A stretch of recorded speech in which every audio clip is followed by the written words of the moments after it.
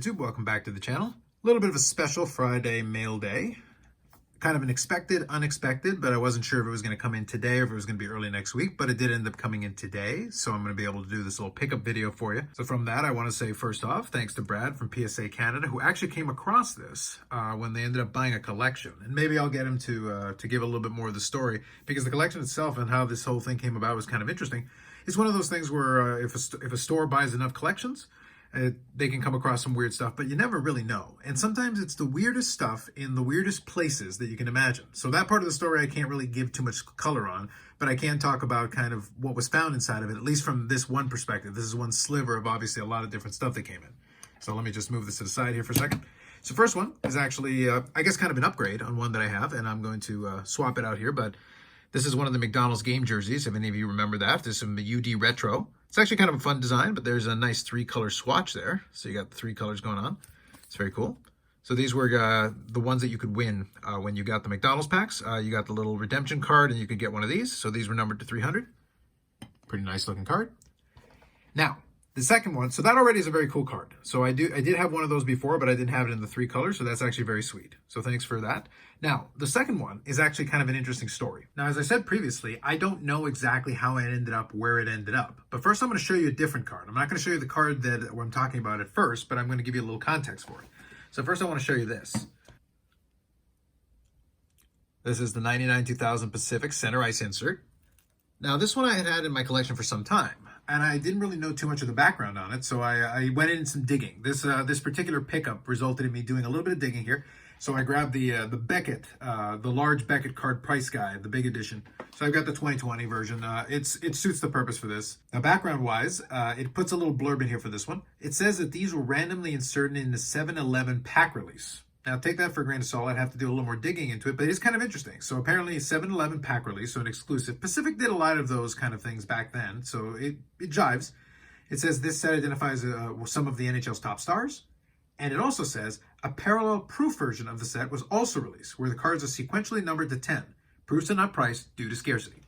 Now, as I said a moment ago, I've had the card that I'm showing you there on the screen for quite some time, but I'll tell you what I didn't have, and what apparently found its way into this interesting little collection.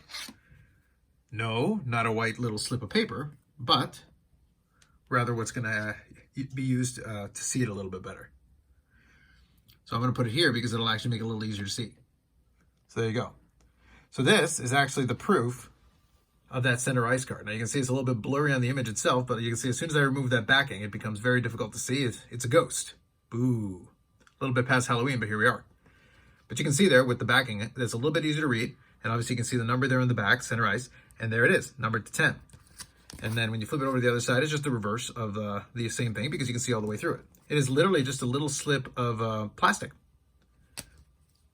But that is the center ice proof, numbered to 10. Something that not only is rare, obviously, you know, late 90s out of 10, that's already rare in and of itself. But something that, in all honesty, I number one, have never seen the Modano. So it's one of those things where just seeing it as existence, as soon as they were shown to me, I was like, what the heck is going on here? Because it's one of the most random things that you wouldn't expect to see. I have it on my checklist. It's one of those ones that sits on my checklist, especially for the late 90s and 90s section of it. That is like, yeah, if I somehow randomly come across it, then so be it. But it's not something that you're going in with the idea of expecting. But it's very interesting. And in all honesty, I'm assuming that if these were originally from 7-Eleven packs, randomly inserted in those, I'm guessing these are also 7-Eleven pack exclusive. So maybe that explains why, in all honesty, I haven't seen more than a handful of them from any player.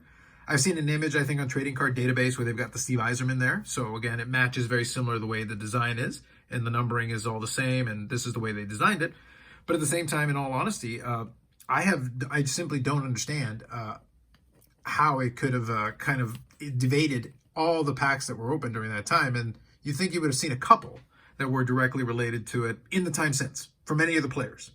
Again, they are out of 10, and I think it was 20 cards set in the first place, so there'd be about 200 of those cards floating around. But I'm guessing that distribution method might have something to do with the scarcity and the lack of appearance of those. So I also wanted to show on the back there, you can see they're both number 9, so it stays consistent with it. But obviously, since that one's all the way see-through, you're going to have the same image on the front and on the back. But I have to say, first of all, crazy story, kind of a random occurrence. I definitely would love to know the backstory of exactly how those were distributed, if it was in fact through the same 7-Eleven. It's as reasonable a guess as any, but I just genuinely don't know. But at the same time, I will say that, again, thank you to Brad for first of all showing me it even existed, but then secondly, we were able to work something out where I was able to add it to my collection. Now, obviously, that does add another one to the Mike Modano count. It's literally one card because, like I said, the other one is a duplicate, but it is an upgrade. So we're sitting at 2,422 different. The autographs are still at 262, and the memorabilia is 583 total. Hopefully, so this will definitely be a little spoiler. This is going to be one of the big pickups of the year, because when you get something that you knew existed but hadn't even seen a copy ever, let alone in the flesh, that's definitely going to be right up there as far as biggest pickups of the year, without question and without a doubt. So anyway, so I wanted to give a little story and a little background on that. It's technically a 1-card mail day to go along with the upgrade as well. So 2 cards if you want to get if you want to be specific, but a 1 new card mail day to go along with it. So with kind of an interesting story that's still surrounded with a little bit of mystery. Anyway, so that's it for this one. More videos coming up on the channel. Live streams happening 8 p.m. Eastern time on Fridays. I'll be doing one later on tonight. I'm recording this on Friday, so you'll see this beforehand, and then the live stream should be coming up right after that. Otherwise, if you like the video, subscribe to the channel. Thanks very much. We'll catch you in the next one.